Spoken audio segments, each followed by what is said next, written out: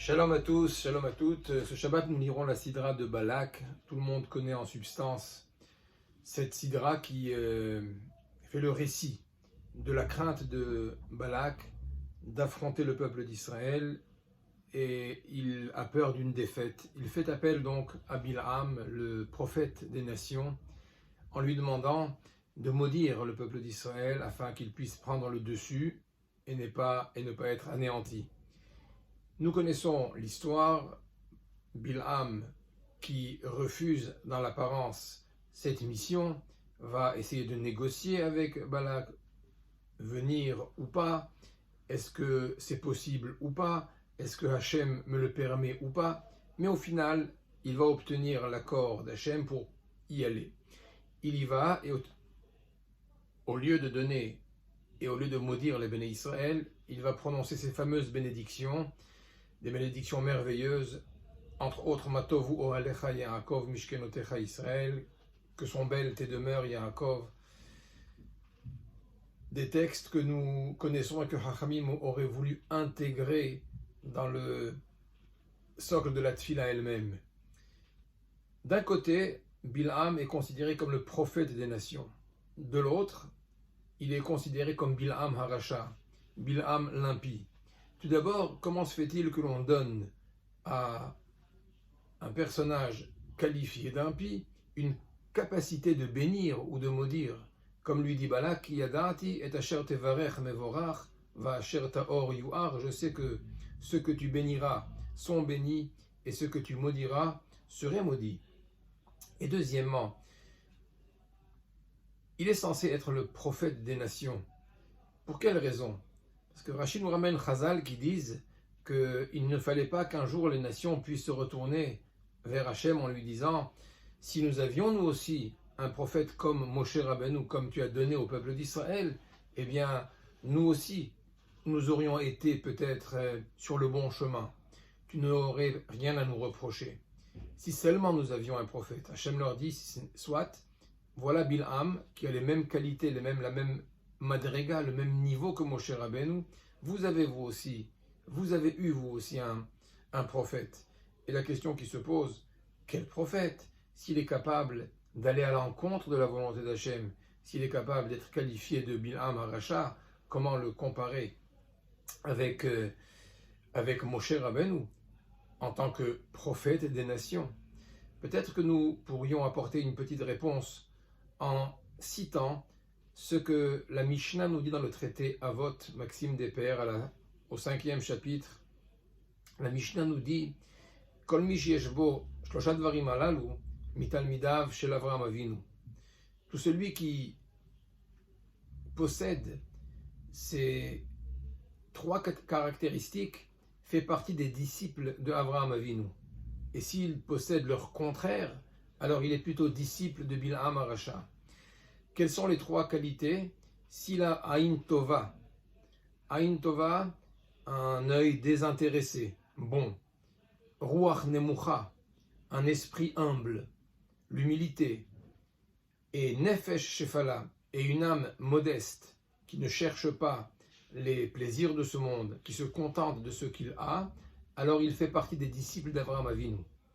Si, en revanche, et au contraire, il a Aïn Ra'a, un œil envieux, un mauvais œil, un esprit Ruach Gevoha, un esprit hautain, l'orgueil, et s'il a Nefesh Gevoha, une âme aussi avide des plaisirs de ce monde, alors il est disciple de Bil'am Harasha.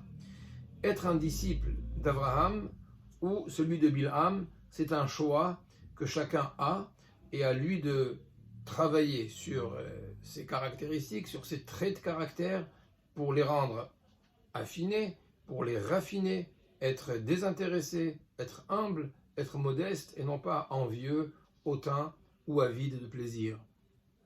Mais la question qui se pose, pourquoi est-ce que la Mishnah compare Talmidav shel Avraham Avinu avec Bil'am Harasha?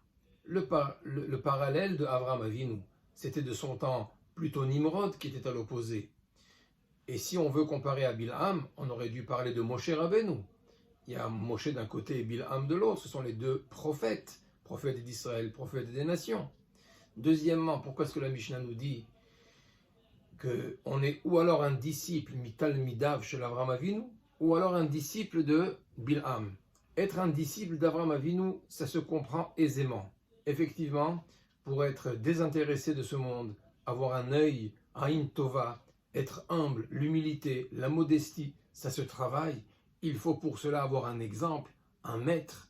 Il faut s'inspirer de lui. On peut comprendre que la Mishnah nous dise on doit être Mital Midav chez l'Avraham Avinu, on doit être un des disciples d'Avraham Avinu. Mais quand la Mishnah nous dit, quand on a un œil mauvais, envieux, un esprit hautain, une âme avide de plaisir, alors on est un disciple de Bilham, on n'a pas besoin de maître pour cela. Laissons notre nature libre et de façon normale et naturelle, elle est attirée par les plaisirs de ce monde. Elle est attirée par l'orgueil, elle a un regard envieux envers tout ce.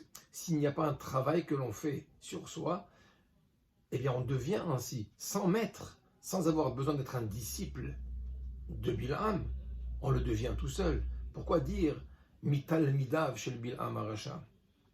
En fait, regardons ce qui se passe avec Abraham par rapport à Bilham. Rav Israël Salanter pose la question suivante et il dit Avraham Avinu a été prêt à surmonter les 10 épreuves, même celle de sacrifier son propre fils pour satisfaire la volonté de son Créateur. Vayashkem Avraham baboker, Avraham se lève le matin tôt, Vayashkem, Vayachavosh et Chamoro. Il attelle son âne pour aller faire la volonté d'Hachem. Mais demande Rav Israël Salanter, qu'est-ce qu'il y a de grandiose dans son action? Est-ce que nous, si nous avions été ordonnés par Hachem de prendre ce que nous avons de plus cher, si Hachem nous avait parlé, pourrions-nous lui refuser quoi que ce soit? Mais Abraham s'est exécuté, c'est normal.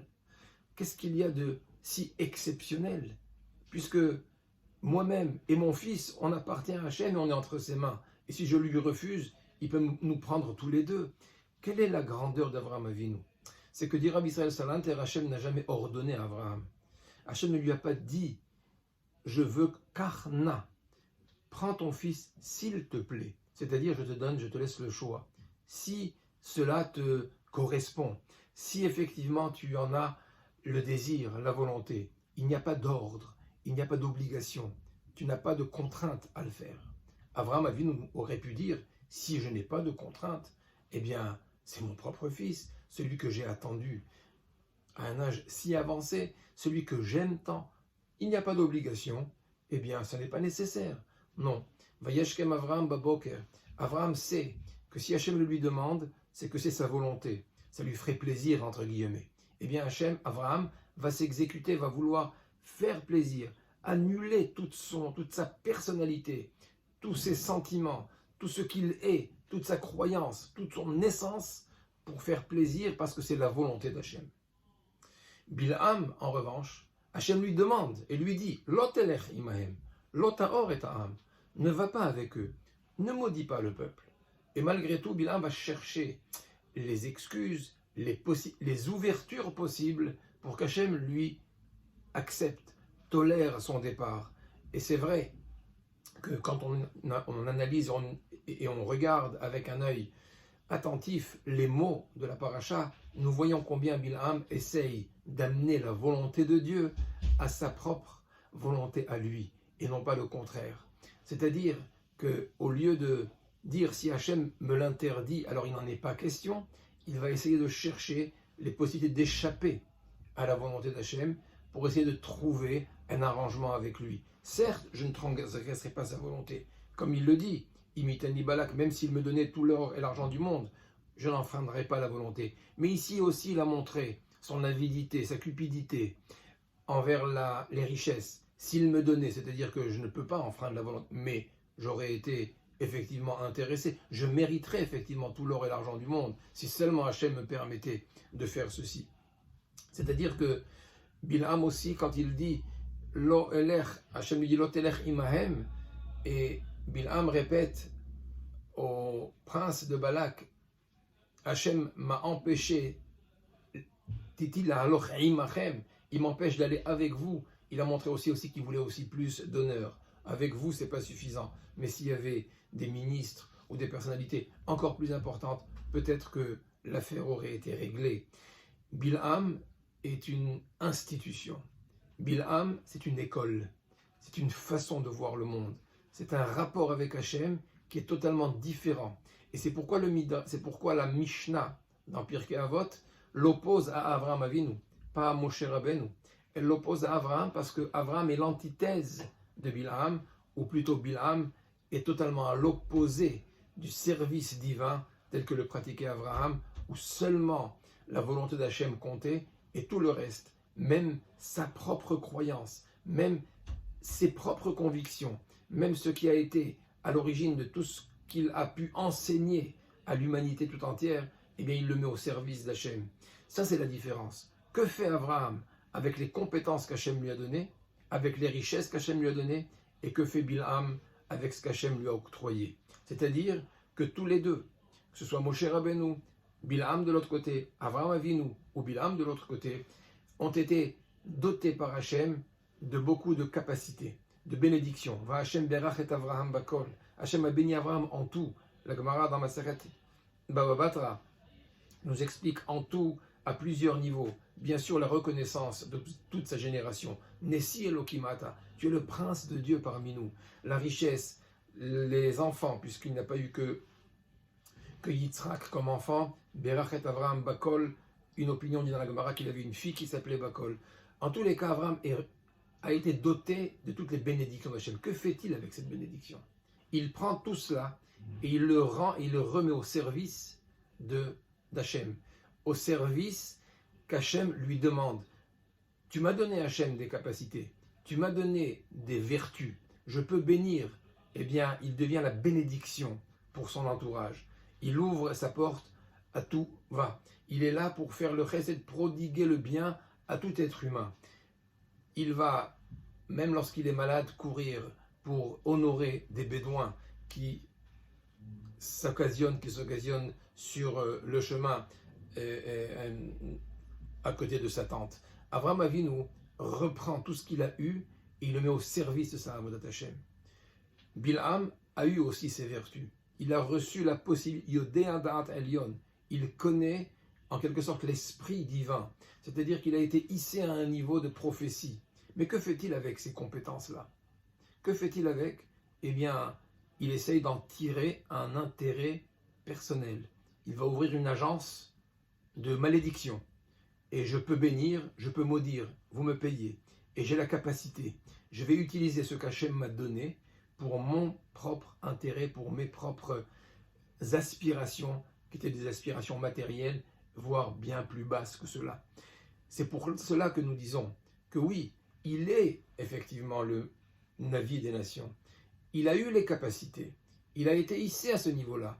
Mais quand un être humain n'est pas capable de prendre cette bracha et de l'utiliser à bon escient, mais au contraire, en faire quelque chose qui va le servir à lui, au lieu de le mettre au service du divin, eh bien c'est la grande différence entre Moshe et Bilham. C'est l'énorme différence entre Moshe et Avraham, entre Bilham et Avraham Avinu. Oui, on peut être, ou alors Mital Midav chez l'Avraham Avinu, et cela dépend de ce que l'on prend comme enseignement, comme inspiration des attitudes d'Avraham Avinu. C'est cet œil bon, désintéressé, qui est là que pour prodiguer du bien, cet esprit d'humilité qui fait que l'on soit capable d'accueillir tout individu, toute personne, peu importe sa couleur, peu importe son origine. Et cette âme modeste, Nefesh Fala, où il n'y a pas de course vers les plaisirs de ce monde, une course effrénée vers la matérialité, vers le gain, ça c'est effectivement Mitamida chez l'Avraham Avinu. Et quand on a cette bénédiction et qu'on l'utilise à bon escient pour en faire un moyen de servir Hachem, alors on est disciple d'Avraham Avinu. Au contraire, on est oui un disciple de Bilham, parce que dans la vie, il y a ceux qui nous enseignent ce qu'il faut faire des bienfaits divins et les utiliser pour son propre intérêt et les mettre à son propre service, en quelque sorte ramener la volonté divine à la sienne. et non pas être un Eved Hashem. C'est cette différence qu'il y a entre les deux. Et ainsi nous comprenons pourquoi effectivement la Torah a donné cette capacité à Bilham. Il avait effectivement ce niveau. Il pouvait maudire. Yodea Da'at Elyon. La Gemara dans le traité Brachot au début nous dit qu'il était effectivement Yodea, il savait exactement quel était le moment où Hachem se mettait en colère pour pouvoir maudire. Et vous constaterez, comme nous dit le Sforno, et je terminerai avec cela, c'est que Bilham dit, Balak dit à Bilham, Ki yadati asher tevarech mevorach, va asher taor yuar. Celui que tu bénis est béni. Et celui que tu maudis sera maudit au futur. Et la question qui se pose, si yuar au futur, il sera maudit, on aurait dû dire aussi dans la bénédiction, celui que tu bénis sera béni. Or il est dit, Asher tevarech mevorach, est béni. Ça veut dire qu'il l'est déjà. En effet, dit le Sforno, Bilham n'avait pas la force de bénir, de par le fait qu'il utilisait toutes ses capacités qu'Hachem lui a données à mauvais escient, il ne pouvait pas bénir. Il pouvait juste profiter de cette connaissance de Dieu, comme en tant que prophète, pour essayer de capter le moment le plus coléreux d'Hachem pour maudire.